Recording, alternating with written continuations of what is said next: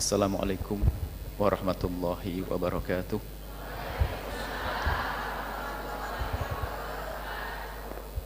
Alhamdulillah mutahhiril qulub muzakkin nufus. Fassalatullahi wassalamuhu ala ar-rasulil karim habibina sayyidina Muhammadin wa ala alihi wa ashabihi wa tabi'ina lahum bi ihsanin ila yaumiddin. Allahumma ya rabbana tahhir qulubana minan nifaq wal higdi wal kibri wal riya'i wal ujbi wa hubbid dunya. A'inna ala ta'atik, a'inna ala dzikrik wa syukrik wa husni ibadatik.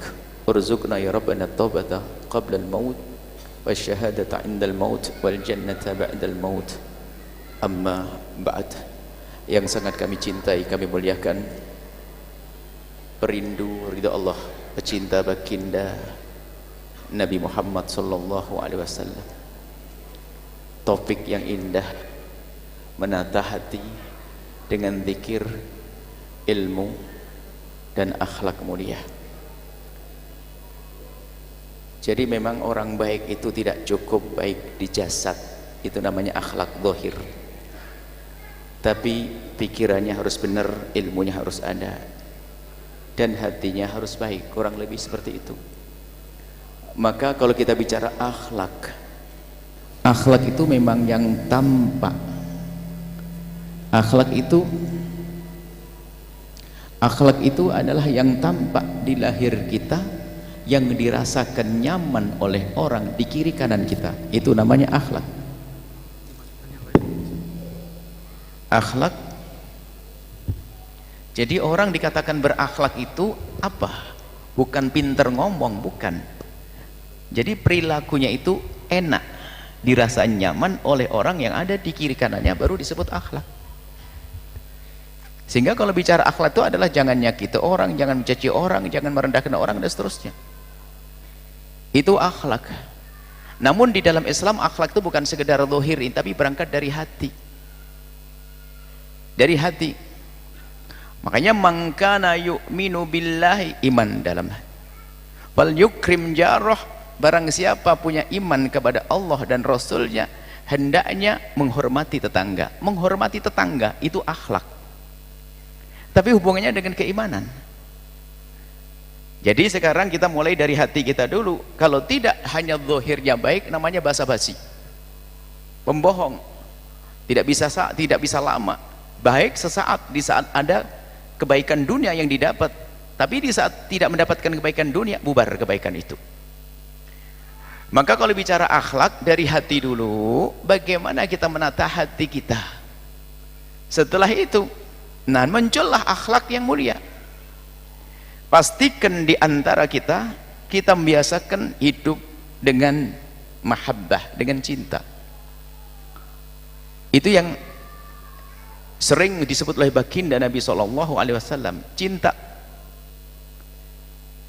La yu'minu ahadukum hatta yuhibba, banyak riwayat.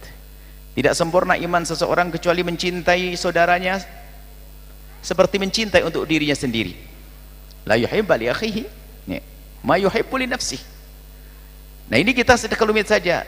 Cinta itu memangkas. Kalau sudah ada cinta yang tulus karena Allah, cinta karena Allah, mohon maaf kalau bicara cinta bukan syahwat, jangan dicampur aduk. Ada syahwat tanpa cinta, naudzubillah. Orang melampiaskan syahwat dengan yang haram, tidak ada cinta. Setelah melakukan syahwat, pergi. Ada cinta tanpa syahwat. Seorang ibu mencintai anaknya, seorang anak mencintai ibunya, syahwat. Tidak tanpa syahwat, ada cinta. Ada cinta dibarengi syahwat yang halal. Suami istri, ada cinta, ada syahwat. Indah di atas keindahan. Cuman yang jelas cinta itu perlu kita hadirkan. Mungkin kalau membahas tentang cinta ini kayak apa, nggak bisa didefinisikan cinta itu. Termasuk cinta yang sering disebut-sebut antara laki dengan perempuan yang sangat spesial, yang sering ditumpangi dengan syahwat. Cinta nggak bisa didefinisikan. Yang jelas cinta itu menjadi sebab pandangan Anda indah, tutur kata lembut, perilaku nyaman. Itu cinta. Lalu dari mana kita mulai? Dari hati. Itu saja deh. Gimana menumbuhkan cinta? Menumbuhkan cinta di hati. Agar kita itu punya cinta. Sebab ada sebab memangkas cinta. Tiba-tiba kita marah sama orang, kenapa? Dia kurang ajar, dia nyakiti kita, dia dolim pada kita. Yang semula kita nggak membenci, paling tidak membenci, itu bisa dirubah jadi cinta. Tapi enggak, sekarang dari mencintai bisa berubah jadi benci. Pada dasarnya kita itu bertemu tidak atas dasar benci, nggak ada orang bertemu langsung membenci, tidak ada. Anda ketemu orang dimanapun nggak ada dasarnya benci. Benci itu muncul setelah itu. Nah sekarang yang perlu kita cermati adalah menghindar dari sebab kebencian, baru nanti cinta itu subur. Jadi pada dasarnya benih-benih cinta itu selalu ada pada umat manusia ini, untuk mereka hidup indah dalam cinta dan berkasih sayang. Tapi sering muncul hilangnya cinta, yaitu kebencian. Tiba-tiba benci, dendam, dan seterusnya. Lalu bagaimana kita untuk memangkas benci? Untuk memangkas benci itu saja. Mungkin kita sudah terlanjur hidup dengan orang yang mungkin menyakiti kita, pinjam duit nggak balik-balik, dicari susah, ngutangnya sopan santun, waktu ditagih lebih serem. Bagaimana kita? Nah, disinilah kita akan membahas sekelumit tentang menumbuhkan cinta dan memangkas sebab-sebab hilangnya cinta. Dan itu yang diajarkan Nabi Shallallahu Alaihi Wasallam, untuk menumbuhkan cinta dan menyuburkan cinta di hati kita, sekaligus untuk menghilangkan benih-benih benci di hati kita. Tolong tengok diri sendiri. Barangkali ada di antara kita punya benci kepada saudara, benci kepada teman. Tengok, sekarang kita beri resep untuk menghilangkan kebencian, kedengkian di dalam hati. Setelah pulang dari tempat ini, di saat itu hilang, maka yang kita bicarakan tentang cinta akan tumbuh. Dengan cinta itulah nanti akan muncul akhlak mulia, karena dari dasar cinta di dalam hati.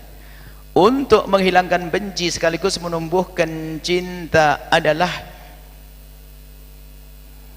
biasakan kita untuk mendoakan orang lain,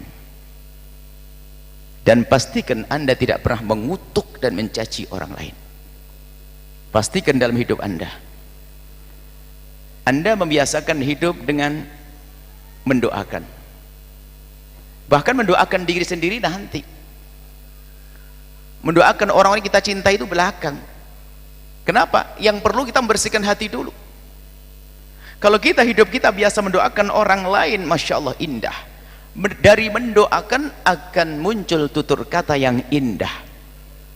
Sekarang ada orang kerjaannya cibaki. Kalau dalam dunia medsos kan reaksi begitu.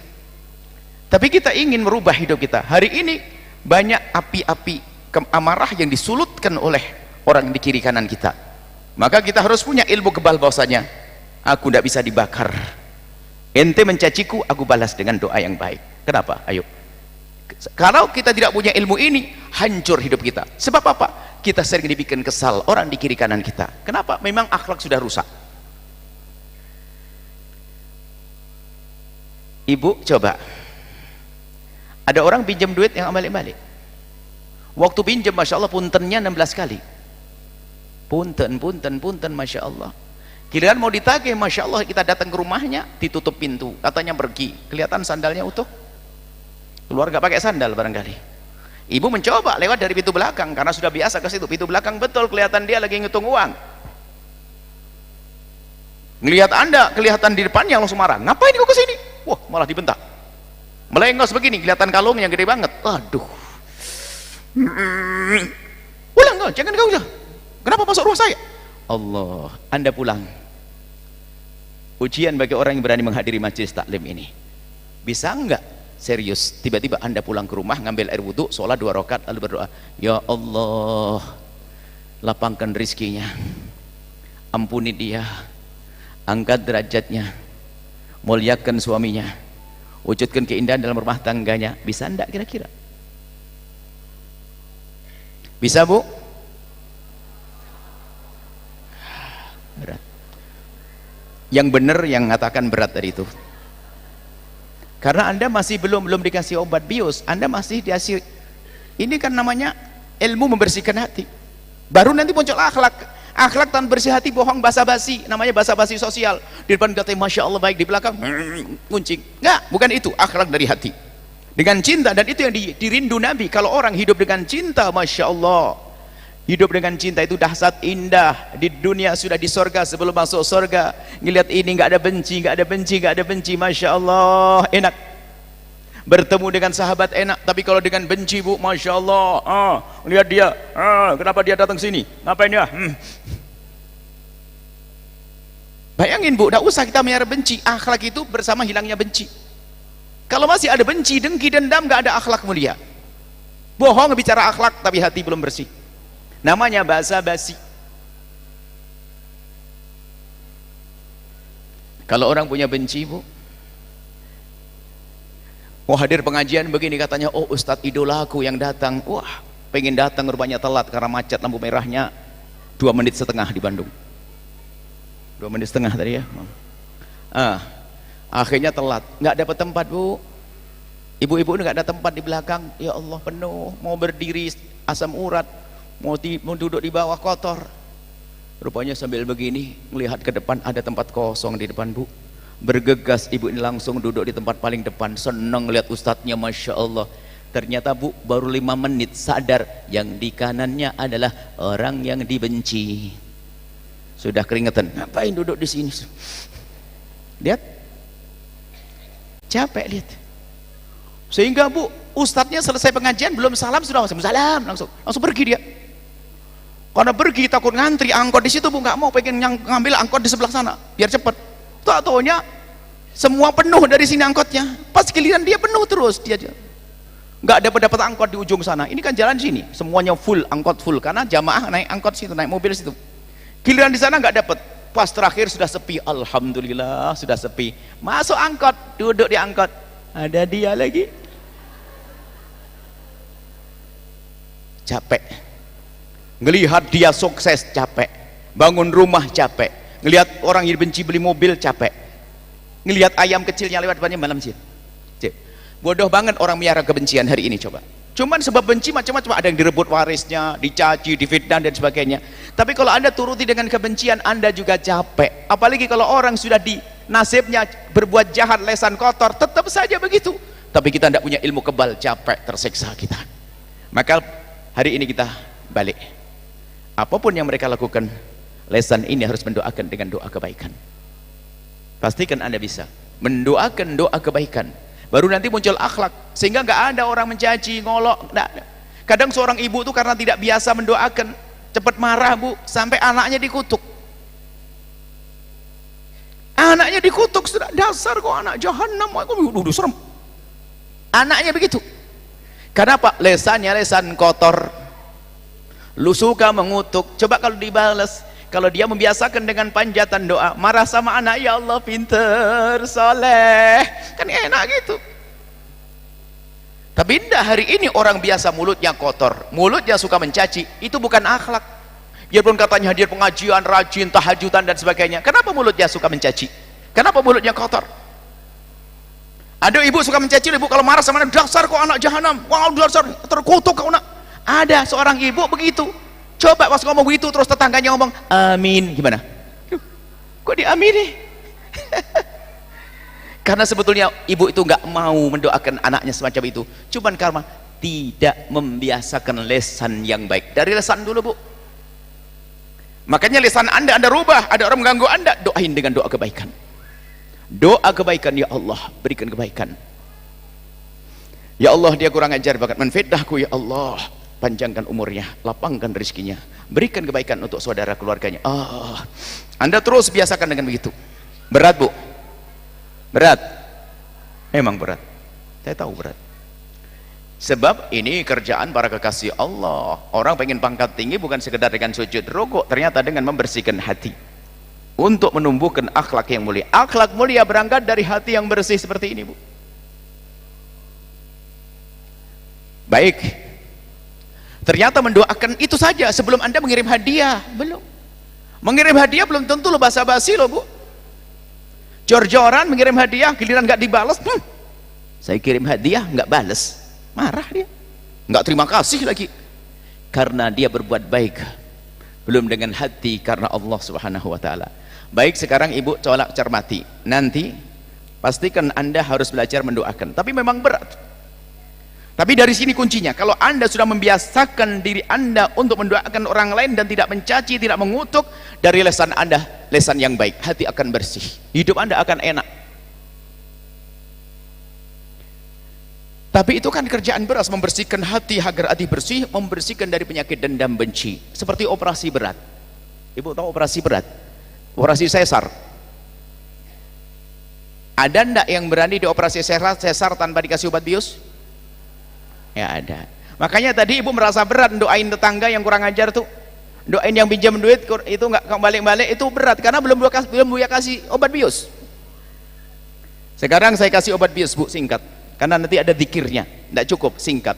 Kasih obat bius, tolong telan. Yang merasa susah mendoakan saudaranya, dengar, hari ini akan terselesaikan. Saya belajar cukup lama, Bu, untuk ini, mengamalkan ini, harus nelan obat bius ini. Obat bius, kalau Anda sudah obat bius, dioperasi kotoran hati Anda akan mudah. Obat biusnya adalah, tolong dengar semuanya dan amalkan sampai di rumah. Ada hadis Nabi SAW dari Abi Darda, dari Imam Muslim. Imam Muslim meriwayatkan dari Abi Darda, bunyi begini: ma min abdin muslimin yad'u li akhihil muslimi ala dhahril ghaibi illa wa qala al malaku wa laka bimithlin. Kata Nabi-Nabi yang kalau Nabi bersabda, dan sabda Nabi tidak pernah salah, pasti benar. Nabi menyebutkan, tidak ada seorang muslim atau muslimah mendoakan saudaranya, mendoakan di saat saudaranya tidak ada di hadapannya. Tidak ada di hadapannya, ada dua, memang dia jauh dari kita atau lagi bermasalah dengan kita. Mendoakan orang bermasalah atau orang yang jauh di sana, maka malaikat mendoakan kamu dapat duluan.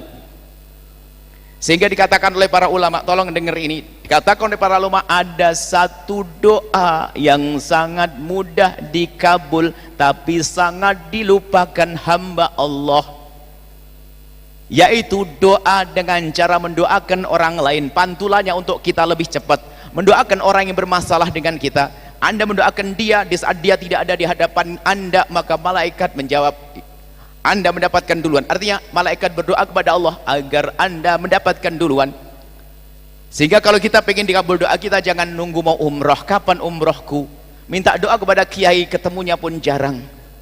Tahajud ngantuk-ngantuk, khusyuknya juga jarang. Paling indah dahsyat adalah biasakan, kalau Anda punya hajat, doakan orang yang ganggu Anda. Tadi yang pinjam duit nggak balik-balik, sementara Anda pengen anaknya sukses, pengen rizkinya lapang, ya Allah itu kurang ajar banget sama aku, ya Allah lapangkan rizkinya, ya Allah panjangkan umurnya, ya Allah. Malaikat menjawab, kamu dapat duluan, dan saya yakin, seyakin-yakinnya, dan karena yakin saya amalkan itu. Kalau ada orang ganggu, rugi saya doain jelek, mending saya doakin baik saja biar balik ke saya dengan kebaikan saya. Ada orang pengen doa, nanti insya Allah saya pengen umroh, mau doa di multazam, kelamaan Bu, rumahnya bulan depan pun belum tentu. Pengen doa dikabul dengan cepat. Agar doa mudah dikabul adalah dengan cara mendoakan orang lain. Dan biasakan anak-anak kita mendoakan orang lain, khususnya orang yang bermasalah dengan kita. Punya saudara yang berebut waris, jangan digunjing, jangan diomongin, rugi, kita tambah dosa nanti. Akan tapi doa, ya Allah saudaraku mengambil warisku, kami mohon lapangkan rizkinya ya Allah, dan lembutkan hatinya, berikan kesadaran ya Allah, jangan kau masukkan ke neraka itu saudaraku ya Allah, dengan kedolimannya, kejahatannya ya Allah, berikan kesadaran ya Allah. Jangan biasa doakan doa kejelekan,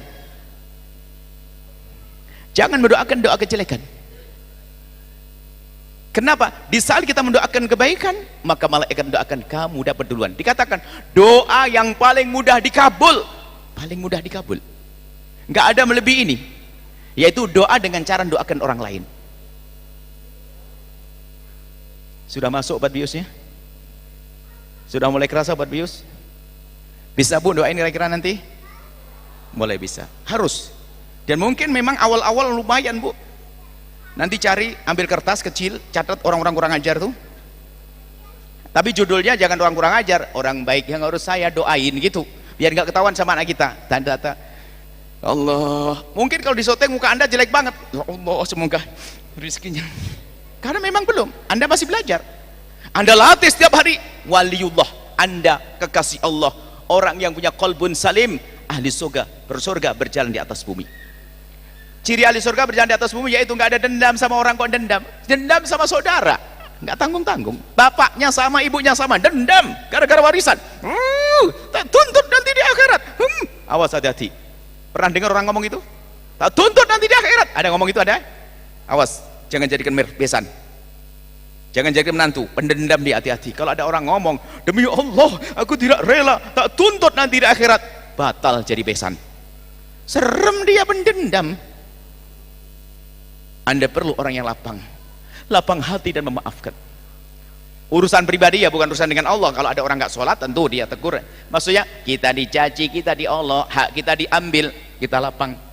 Menuntut di mahkamah iya, tapi tidak dengan caci maki dan benci. Misalnya harta kita dirampas oleh seseorang, kita ajukan ke mahkamah, tapi tetap mendoakan dia dengan doa kebahagiaan. Ya Allah, saudaraku tuh mengambil hakku, ya Allah ampuni dia, ya Allah. Aku hanya mengambil hakku ke mahkamah, tidak benci ke dia, ya Allah. Jangan digunjing. Tapi hari ini tidak, orang ribut dengan saudaranya, rebutan waris misalnya. Setiap hari digunjing dengan istrinya. Tahu enggak? Itu abang saya mengambil harta kita. Setiap hari diomongin gitu. Gunjing setiap hari. Ternyata kuncinya adalah Anda mendoakan. Doakan orang lain dengan doa-doa kebaikan. Ini saja kalau Anda ambil, Masya Allah. Dan itu mencoba kita amalkan. Kalau ada orang mengganggu langsung, malam, nanti malam, ya awas ya, kurang ajar banget menfitnah saya ya. Nanti malam ya Allah, doain ya Allah, lapangkan rizkinya ya Allah, panjangkan umurnya ya Allah. Dalam panjatan doa saya tidak pernah meninggalkan. Kenapa? Saya ingin membersihkan hati saya. Pasti Anda mendengar dari doa saya, ya Allah, jika ada orang menyakiti saya, zalim pada saya, aniaya kepada saya, memfitnah saya, menggunjing saya, ampuni dia ya Allah. Itu orang punya qalbun salim. Tapi sebaliknya ada orang dendam, sama ibunya dendam, sama anaknya dendam, sama saudaranya dendam, pendendam, hatinya sesek, capek mendendam. Kurang ajar, ini iblis, ini setan, dianya gendruwo. Hidup tidak enak. Ternyata hidup yang diajarkan Nabi indah, dengan cinta, memangkas kebencian, memangkas dengki. Kalau Anda dengki sama seseorang, jangan dituruti dengan menggunjing. Doakan dengan doa kebaikan. Ya Allah, aku kok ya Allah, dia kok sudah rumahnya gede banget, beli mobil lagi. Ya Allah, tambahkan lagi mobilnya, ya Allah, tambah gede rumahnya, ya Allah. Terus doakan. Jangan dituruti kebusukan hati. Semoga hancur. Bahkan ada satu riwayat, kalau kita mendoakan jelek kepada orang, iya, kalau dia layak didoakan jelek. Kalau nggak layak didoakan jelek, kembali ke kita sendiri, kan serem. Makanya jangan biasa doakan jelek. Dari situlah muncul kebersihan hati. Makanya doakan demikian, ya Allah, jika kami mendengki seseorang, kami mendengki seseorang karena kesuksesannya, doa, ya Allah tambahkan kesuksesannya, Allah pangkas saja, tambahkan kesuksesannya, Allah. Harus berani ngomong gitu kalau Anda pengen bersih hati. Enggak, gunjing Mas. Tahu enggak, kaya itu, halah korupsi, pejabat hari masa ada enggak korupsi? Kebetulan dia pejabat korupsi. Tetangganya kaya juga tapi bukan pejabat, halah punya tuyul. Alah, ada lagi itu yang kalau Anda pernah dengar tuyul zaman dulu, itu ceritanya orang ngedengki, ngomongin tetangganya, karena zaman itu belum populer namanya korupsi, belum viral korupsi. Makanya punya tuyul, nyai blorong, kera putih, apa lagi, babi ngepet, ada lagi. Itu sebetulnya cerita dimunculkan orang benci, orang dengki, nggak pengen tetangganya kaya, fitnah. Cuman dia nggak punya bukti. Yang dituduh adalah babi ngepet alias tuyul. Ya, itu adalah urusan pendengki. Kalau anda orang beriman, coba yang sukses tetangga anda orang beriman, umat Nabi Muhammad, mesti anda senang. Ya Allah, tetanggaku kaya, alhamdulillah, semoga kaya ahli surga ya Allah. Tapi kelihatannya pelit, semoga tidak pelit lagi ya Allah. Gitu saja. Hidupnya tidak enak. Selamat tinggal dengan kebencian dan kedengkian. Kuncinya apa? Yakin bisa ibu? Pastikan. Sudahlah ibu, kalau pengen ibu hari ini banyak utang, itu orang kurang ajar, doain, ya Allah semoga kau bebaskan dia dari utang, jauhkan dari utang dia ya Allah, dia kurang ajar banget sama aku ya Allah, jangan sampai dia punya utang ya Allah. Malaikat menjawab, engkau dapat duluan, diam-diam kita bisa membayar utang. Hakikat ini bu, yakini doa yang sangat mudah dikabul. Ibu tidak usah bingung nangis-nangis doanya kayak apa itu, tapi doanya cukup dengan cara mendoakan orang yang kurang ajar sama kita. Tuh mantan suami gak usah digunjing dengan anak, doain semoga dia dapat istri lebih solehah dari aku. Oh cakep itu, langsung Allah kirim, anda dapat suami yang soleh banget kan gitu. Enggak masalah, tahu enggak ayahmu tuh dari kau di kandungan. Wah Allah, serem banget nih, seanaknya mau diajak masuk neraka. Baik bu ya, kemudian saya kali ilustrasi terakhir. Setelah dikasih operasi harus ada obat bius, penutup obat bius. Obat biusnya apa ini? Penutup obat bius adalah anti nyeri. Obat bius sudah dengar ya hadis tadi, kalau anda doakan orang yang kurang ajar, anda dapat duluan. Jadi kalau pengen doanya dikabul, cari orang yang kurang ajar pada anda. Saya sering guyonan sama istri, bukan guyonan pada istri, ada yang ganggu enggak? Berita-berita ganggu? Enggak ada. Kalau ada berita ganggu kita, wah lumayan untuk ngadep. Ya Allah, itu orang kurang ajar sama saya, ampuni dia ya Allah, lapangan rezekinya Allah, banyak duit nanti kita. Ini baru kita membangun akhlak itu seperti ini, bukan basa-basi, tidak, dari dalam hati. Kalau kita sudah mendoakan orang yang kurang ajar sama kita, wah kelas tinggi nih, sama yang baik sama kita mah gampang. Tapi orang nggak baik sama kita, kita balas dengan kebaikan. Itulah kekasih Allah. Obat anti nyerinya bu, gambarannya nanti di akhirat begini. Disebutkan orang yang hidup di dunia dengan saling mencintai, ini kan tidak ada benci, bertemu saling mencintai, maka di akhirat nanti akan mendapatkan perlindungan dari Allah. Aina, sampai Allah menyeru, dipanggil orang-orang yang hidup dengan memangkas benci dengki itu. Kalau anda biasa mendoakan kayak tadi, berarti anda ingin menumbuhkan cinta, dipanggil oleh Allah dengan panggilan khusus, yang lain nggak dengar, anda yang dengar. Ainal mutahabbuna bi jalali, mana orang yang hidup dengan cinta karena aku, nggak pakai ngedendam, nggak pakai kebenci. Al-yawma udhilluhum yawma la dhilla illa dhilli, sekarang aku beri perlindungan di saat tidak ada lagi perlindungan kecuali dari aku. Kemudian dikabarkan bahwasanya padang mahsyar itu puluhan ribu tahun. Keadaan di padang mahsyar puluhan ribu tahun, tidak mati-mati, tidak bisa mati orang, tapi tersiksa. Bumi dirubah oleh Allah menjadi bumi yang putih, nggak ada tapal batasnya, sehingga kita tidak tahu dari mana dan akan kemana, bingung. Tapi di situ ada sekelompok orang, itu adalah anda yang hidup dengan cinta, nggak pakai dendam-dendaman, capek dengan dendam, tapi dengan cinta. Yang hidup dengan cinta dikasih perlindungan oleh Allah, yang katanya padang mahsyar panas menjadi tidak panas. Lebih dari itu, orang hidup dengan cinta diperintahkan, pergilah kau ke surga secepatnya. Sehingga dikatakan orang yang hidup dengan cinta di dunia indah, di dunia dengan cinta, ternyata di akhirat melewati padang mahsyar ma bainal dhuhri wal asri, seperti antara zuhur dengan asar, laksana kilat. Jadi berkumpul langsung disuruh ke surga. Terus saya bayangkan diri saya sendiri yang di dunia masih ada dendam, sampai mengatakan nanti saya tuntut di akhirat, dan diizinkan kita menuntut di akhirat. Sampai ayam jago yang dolim pada ayam jago dibangkitkan untuk menuntut, membalas dendam, dan kita diizinkan untuk menuntut. Kalau ada orang ganggu kita, tutusan, Yahya, datang ke orang itu, dia telah mencacimu, datang, fulan, mana kau telah mencaciku, mana pahalamu, mana pahalamu, mana pahalamu, diizinkan menuntut. Cuman saya bayangin di saat saya menuntut begitu, tak tahu nih saya noleh, rombongan-rombongan orang yang meluncur ke surga laksana kilat sudah tidak ada, dan saya masuk pun nggak bisa. Kenapa? Saya bukan orang yang lapang hati, nyimpen dendam sampai mau tak tuntut nanti di akhirat. Sekarang diizinkan saya nuntut di akhirat, ketinggalan. Saya bayangin ketinggalan begitu, nggak deh, mending saya maafkan deh waktu di dunia. Yang ganggu saya, mencaci saya, memfitnah saya maafkan. Tidak usah minta maaf, saya maafkan sudah semuanya, yang belum dan yang sudah. Yang terlanjur mengambil hak saya maafkan sudah. Daripada saya nuntut di akhirat, biarpun boleh tapi kan tidak indah, saya ingin indah. Nah kalau sudah begitu Bu, bayangin, ibu mau ketinggalan di padang mahsyar? Panas, mau ibu? Mau enggak? Orang pada meluncur ke surga, ibu ketinggalan di padang mahsyar? Tidak mau. Maka ibu pastikan hari ini ibu mendoakan orang lain. Lihat ibu siapa, jangan disimpan dendam. Kalau itu selagi itu umat Nabi Muhammad, percuma.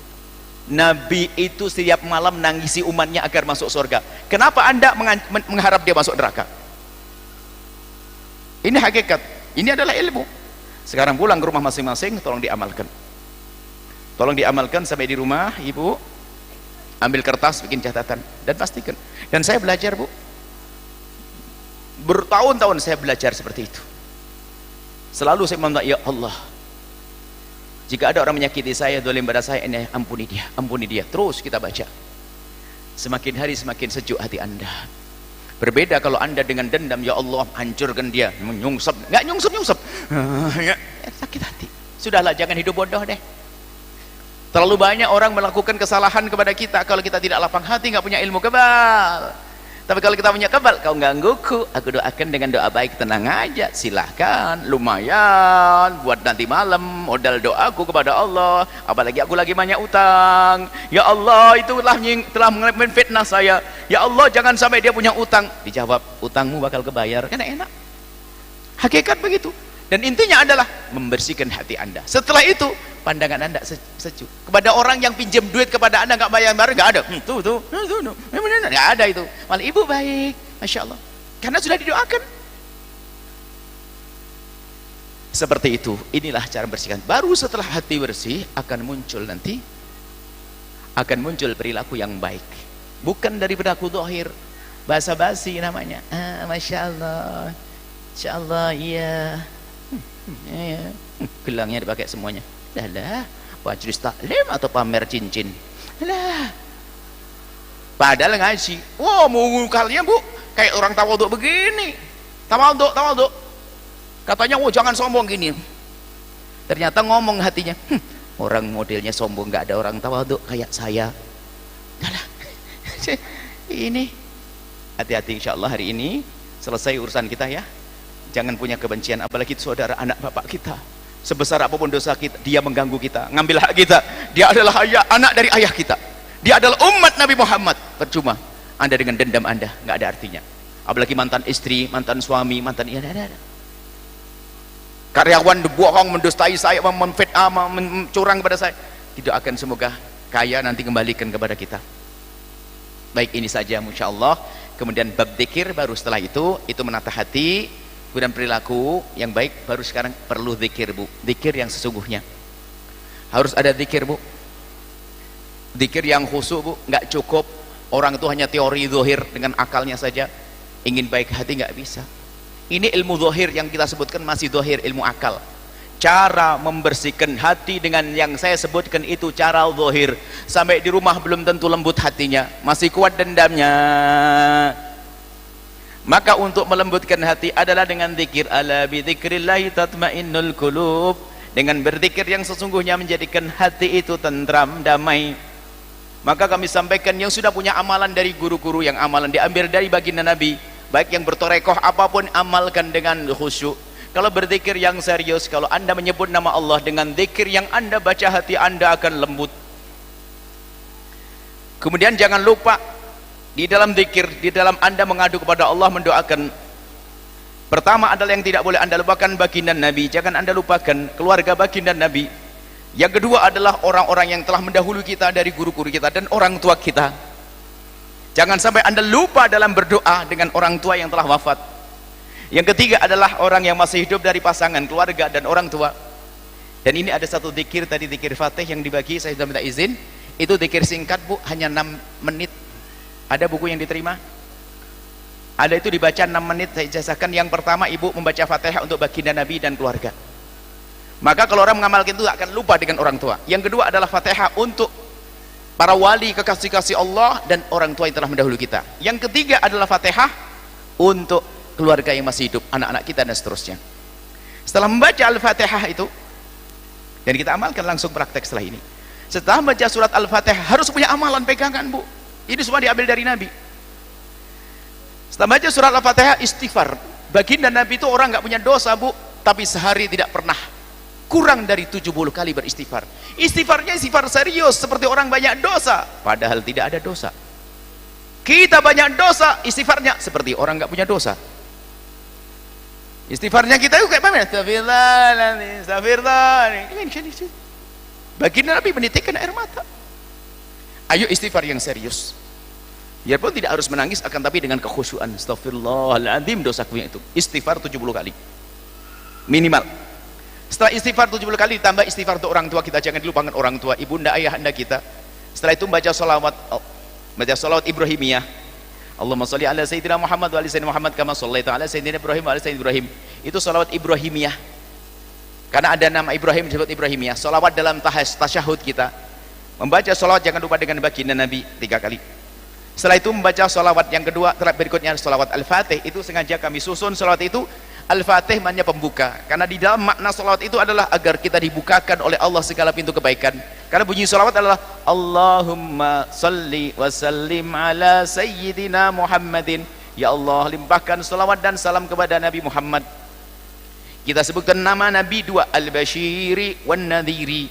Al-Bashir yang memberikan kabar gembira, artinya semoga kabar gembira disampaikan Nabi kita mendapatkannya semuanya, keindahan dunia dan keindahan akhirat. Wan Nadhiri yang memberikan peringatan, semoga semua peringatan kita mudah meninggalkannya, menjauhinya, sehingga ketentraman yang ada. Al-Bashir alladzi yang tanfatihu, akan terbuka bihi dengan Nabi Muhammad. Apa yang terbuka? Abwabul khairi, segala pintu kebaikan. Semoga pintu kebaikan untuk kita, makanya kita sebut salawat Fatih, pintu kebaikan dalam rizki, rumah tangga dan seterusnya. Watan ghaliku, dan akan tertutup bihi dengan Nabi Muhammad. Abwabu syarri, segala pintu kejahatan. Abwabu syarri, pintu kejahatan, semoga kejahatan ditutup oleh Allah. Wa ala alihil adhari, dan semoga salawat terlimpahkan kepada keluarga Nabi. Wa ala alihi, seperti Nabi Yunus. Itu ceritanya Nabi Yunus itu nasihati satu kaum. Rupanya kaumnya tidak segera menyambut. Kaumnya ogah-ogahan. Nabi Yunus ya namanya manusia, tak tinggal aja deh. Pergi Nabi Yunus, karena umatnya belum segera sadar. Pergi Nabi Yunus naik kapal. Di dalam kapal, rupanya kapalnya bermasalah, macet, berhenti. Dan tradisi orang di situ, kalau ada kapal seperti ini harus ada yang dikorbankan. Diundi, Nabi Yunus kena, diceburkan ke laut, dimakan ikan, ditelan ikan. Di dalam perut ikan Nabi Yunus mendapatkan wahyu untuk membaca itu, la ilaha illa anta subhanaka inni kuntu minadh dhalimin, la ilaha illa anta, ya Allah, tidak ada Tuhan kecuali Engkau, ya Allah, maha suci Engkau, sungguh aku zalim. Nabi Yunus berdoa itu terus di mana? Di saat dalam kesusahan, di dalam kegelapan, gelap double, Bu. Gelapnya malam, gelapnya laut, gelapnya perut ikan. Membaca la ilaha illa anta subhanaka inni kuntu minadh dhalimin. Akhirnya ikan ke pinggir pantai dan mendarat. Kemudian Sayyid Nabi Yunus keluar, balik ke kaumnya sudah nyambut. Kita tuh sering begitu kok, nasihati anak nggak mau, ya sudah, udah bilang, gampang capek, membantu nggak, ya sudah, awas dimakan ikan nanti. Mungkin kita istighfar itu, semoga dengan istighfar ini anak yang susah dididik kita kembali sudah baik. Nabi Yunus begitu. Setelah pulang Nabi Yunus begitu pulang, ternyata termasuk kaum yang tidak dihancurkan adalah kaumnya Nabi Yunus. Jangan sampai anak kita dihancurkan waktu membangkang kemarin. Kaum Nabi Yunus adalah setelah Nabi Yunus kembali langsung menyambut. Makanya semoga dengan bacaan la ilaha illa subhanak ini, kita kemarin capek nasihati anak, pulang anak kita sudah lembut hati. Baca itu.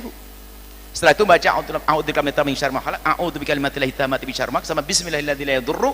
Mungkin singkat saja, kita ingin amalkan itu untuk dijauhkan dari malapetaka, bencana.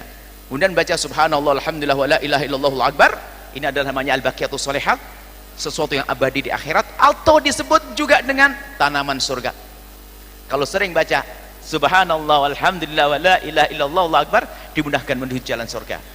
Setelah itu baca qul huwallahu 3 kali, qul a'udzu birabbil nas. Setelah itu baca surat Al-Fatihah.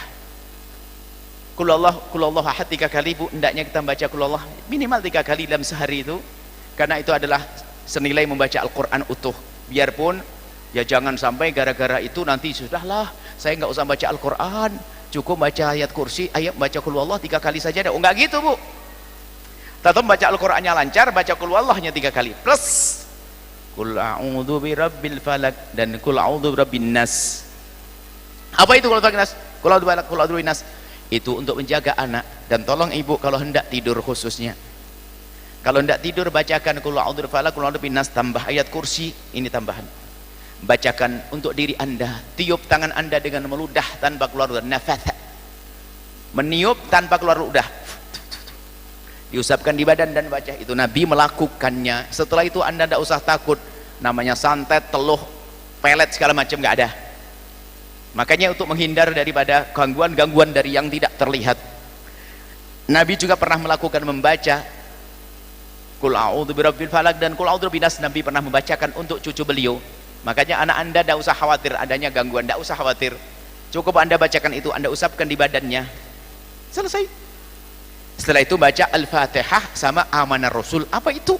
Ini singkat, syarahnya panjang Bu seharusnya. Kita pengen singkat saja, harus punya pegangan. Membersihkan hati, tidak itu saja deh, itu dulu yang saya berikan tadi. Setelah itu punya amalan. Yang terakhir baca surat Al-Fatihah atau Amanar Rasul. Ada satu riwayat Bu, hadis Muslim, suatu ketika ada malaikat turun memberi kabar kepada baginda, abshir ya Muhammad bin Nuraini, hei Muhammad bergembiralah dengan 2 cahaya. Nabi terpesona, mahuma, apa itu wahai malaikat? Malaikat menjawab, Fatihatul Kitabi, surat Fatihah, cahaya, dan Khatimul Baqarati, pungkasan surat Al-Baqarah. Ma qara'ta harfan minha illa wa utita, kamu tidak membaca satu huruf saja kecuali menjadi sebab dikabul doamu. Satu huruf dari Fatihah saja menjadi sebab dikabul, apalagi Fatihah seutuhnya. Itulah kenapa para ulama setelah berdoa itu ujungnya mengatakan Al-Fatihah, biar dikabul doanya. Cuman orang nggak ngerti, cuman dulu pernah ada yang menyalahkan, ngapain pakai Fatihah? Ya enggak ngaji dia. Nabi yang menyebutkan maqara'ta harfan, satu huruf saja menjadi sebab dikabul doa. Makanya kalau ibu habis doa jangan lupa Al-Fatihah, apalagi tambah Amanar Rasul. Kurang lebih seperti itu Bu, Masya Allah. Karena masih ada 15 menit maghrib, tentunya tidak kita tutup sampai maghrib. Sekelumit nggak apa-apa Bu, yang penting coba kalau ibu mengamalkan tadi, membersihkan hati. Siap Bu? Mendoakan, ketemu yang kurang ajar, kebayang di mata itu ya, itu kurang ajar, mantan suami, didoain dengan doa yang baik. Pastikan anda bisa, anda belajar, rugi kalau tidak ngambil ilmu itu. Setelah itu hati anda lapang, nggak ada dendam, enak, ketemu ini senang, ketemu ini senang. Masya Allah, rindu. Kita belum masuk surga seperti di surga. Ini saja. Setelah itu kalau ada waktu kita baca zikir bersama. Apakah ada tanya jawab? Tampaknya bisa satu boleh? Satu Bu, ya? boleh. Baik.